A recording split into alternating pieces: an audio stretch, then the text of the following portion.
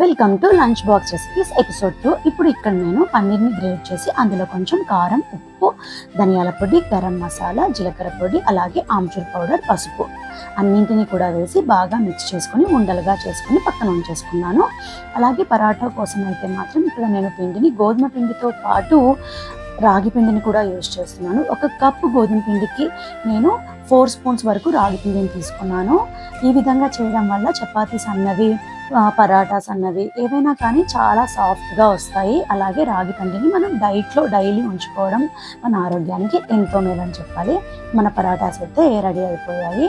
ఇప్పుడు చూసారా, ఇలా కట్ చేయడం వల్ల మంచి షేప్ అనేది వస్తుంది. అలాగే పిల్లలకి ఈజీగా వాళ్ళు తినడానికి వీలవుతుంది. సరే, పన్నీర్ అన్నది కూడా లోపల బాగా కుక్ అయిపోయింది.